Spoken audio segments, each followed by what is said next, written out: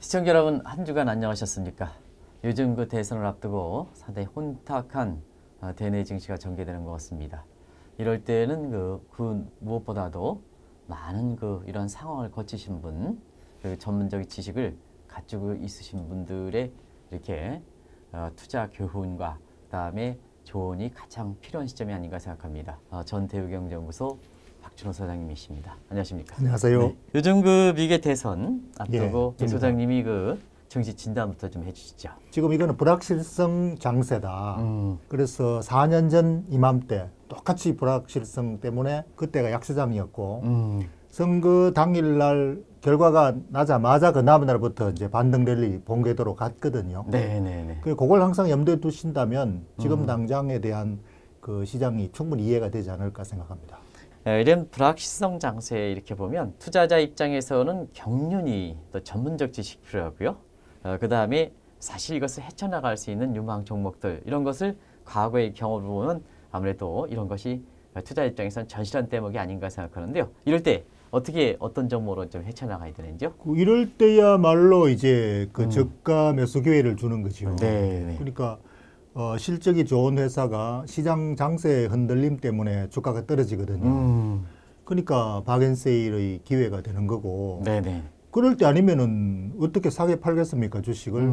그 좋은 이익을 내는 주식은 비싸게 팔죠. 근데 장세 때문에 이럴 때는 싸게 막 던지니까 네네. 이때 이제 저가 매수 기회다. 그래서 저는 지금 국내에서 가장 대표적으로 지난 주말부터 이번 주까지 그 시중은행들이 실적 발표를 쭉 하더군요. 네네네. 근데 의외로 하나가처럼 어닝스 프라이즈 돼요. 네네네. 실적이 상당히 좋게 나왔죠? 예. 네네. 그러니까 은행들이 지금 저금리, 제로금리 때문에 마진이 줄어든다.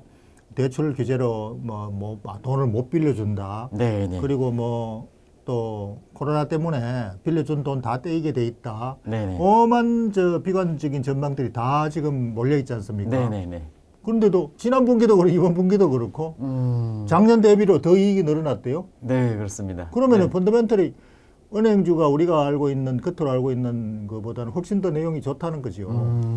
그러니까 그런 것 때문에 저평가되어 있는 이런 기회가 오히려 투자하시는 분들에게는 좋은 기회가 되지 않을까. 저는 그렇게 접근하는 것이 가장 이제 상식적인 접근이다. 이렇게 생각합니다. 이걸 계기로 해서 좀 아까 주워 담는다. 이런 표현을 쓰고 있습니다는 그런 기회를 삼아라. 그렇죠. 그걸 왜 못하느냐 하면 대부분 사람들이 투자를 안 하고 매매를 합니다. 매매요. 네. 내일 당장 반등할 종목 또는 연말까지 반등할 수 있는 종목 이런 예상을 근거로 하는 단기 매매를 목적으로 하기 때문에 미래는 아무도 모릅니다. 그걸 맞추려고 사고 팔고 하는 것 자체가 갬블이죠. 네. 그래서 항상 일관성 있게 이런 아주 안 좋을 때일수록 이렇게 투자 기본에 충실하시면 돈을 벌 수 있다. 하는 내일 올라갈지는 모릅니다. 그러나 저평가되어 있다는 건 알 수가 있거든요. 또 이게 연말이 되고 있지 않습니까? 그래서 아무래도 이제 배당 투자 여기에 대해서 관심이 높은데요. 인단습도 이게 굉장히 강조였고 지금 주가 흐름 보면 그런 흐름들이 전개되어 있지 않습니까? 요거 다시 한번 말씀해 주시기 바랍니다. 보통 대부분 배당 투자라면은 배당 많이 주는 주식을 가지고 연말에 단기 반등을 노리고 매매를 목적으로 그건 매매지 않습니까? 그렇습니다. 목적은 배당이죠. 그러니까 목적이 배당이라 그래 놓고는 실질적으로는 주가 반등을 노린 매매를 하는 거죠. 그건 근본적으로 잘못된 거예요. 배당이라는 거는 수십 년간 앞으로 장기적으로 내가 투자를 해놓고 기다려서 그 배당을 소득으로 내가 하겠다. 이게 배당 투자거든요. 그러니까 연말에 배당 투자한다는 것은 사실상 단기간에 차익이 올 가능성이 있으니까 갬블을 한다는 거하고 똑같습니다. 사실은. 의미가 없는 거죠. 물론 연말 되면 이제 그런 갬블 투자 매매를 기관들이 주도를 합니다. 그래서 연말 돼가지고 조금 올라가면 또 팔아먹습니다. 와르르. 그래서 개미핥기라 그러죠. 개미핥기. 그리고 주가 반등하네. 이게 배당주가 가네 해가지고 개미들이 따라 붙으면 거기다가 팔아먹거든요. 옛날 기관들이 많이 그랬었죠. 지금도 마찬가지 아닙니까? 지금도 마찬가지입니다. 그걸 일삼는 걸 하기 때문에 우리 주식 시장이 성장을 못하는 거예요. 이렇게 저평가된 상태로 계속 지금 이렇게 원성을 듣고 있는 거죠. 안타까운 거죠. 사실 우리 정책 당국의 태도를 보면 대주주 양도 차익 문제에 대해서 3억으로 딱 이렇게 한다니까 오히려 갬블링을 조장하는 거 아니겠습니까? 그게 이제 시장 당국이 주식 시장을 제대로 이해를 못 하고 있는 것 같아요. 그러니까 이거를 대부분 기관 투자들까지도 갬블을 일삼으니까 그 갬블하는 장으로 주식 시장을 오해를 하고 있는, 그러니까 정부까지도 오해를 하고 있는 이 잘못된 것이 바로잡아야 됩니다. 그럼 어떻게 바로잡아야 되는지 말씀해 주시기 바랍니다. 지금 당장 말씀하신 뭐 양도 차익 같은 거, 대주주 기준을 정하는 거, 이게 뭐 3억 이상 되면은 대주주니까 양도 뭐 무슨 징벌적 세금을 매기는 식으로 부자들한테 벌 주는 식으로 이런 개념, 잘못된 개념으로 가지고 한다. 국민 간의 위화감은 조성시키고. 그러니까 3억 그 기준 자체도 말도 안 되잖아요. 3억이라는 게 많은 돈이냐 적은 돈이냐. 300억에 비하면 적은 돈이고 10억에 비하면 30%니까 많은 거다. 그걸 가지고 규제 얼마 이상은 대주주다 해가 벌과금 매기처럼 하고, 이게 자체는 근본적으로 완전 엉터리고, 기본적으로 그런 시각 자체가 주식시장에 대한 인식을 제대로 못하기 때문에 그런 생각까지 한다. 이런 거거든요. 그러니까 주식시장에 대해서 자본주의의 근간이고 이런 그 시장 기능의 중심점이다. 이런 걸 인식을 제대로 해야 정책도 우호적인 정책을 할 수가 있는 거죠. 지금은 아주 좋은 지적이십니다. 주식시장에 대해서 무슨 적대적 정책을 하고 있어요. 마치 부자들만 하는 것처럼. 그러니까 이미 동학개미들은 이렇게 우리 증시를 바치고 있는데. 그러니까요.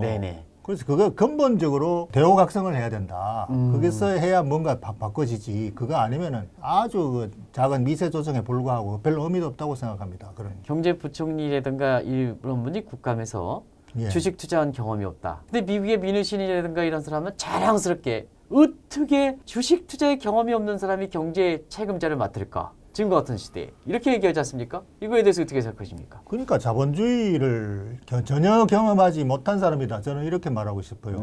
자본주의는 기업이고 기업은 주식시장입니다. 기업이 거래되는 곳. 거기서 경제가 돌아가게 하는, 그러니까 미국은 모든 정책의 중심이 주식시장을 목적으로 하고 있습니다. 목표로 하고 있습니다. 그거 주가 떨어지면 받쳐야 되고, 이게 이제 거기서 통화정책도 나오고 막 이런 거거든요. 근데 우리는 뭐지 한 사이드에서 어떤 부자들이 갬블하는 장소처럼 이렇게 인식이 돼 있는, 이게 지금 가장 그것부터 개선되지 않으면 뭐 3억이든 10억이든 뭐 이런 거 관계없지 않습니까? 그렇죠. 그거 기본 마인드가 개선되게 되지 않습니까? 그래서 매매를 안 했다. 이거는 자랑이 될 수 있습니다.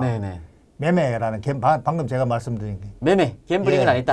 그러나 투자는 투자해서 증시 경제 흐름이 돌아가는 사항은 아셔야. 투자라는 건 기업에 돈을 대주는 거 아닙니까? 기업이 뭘로 합니까?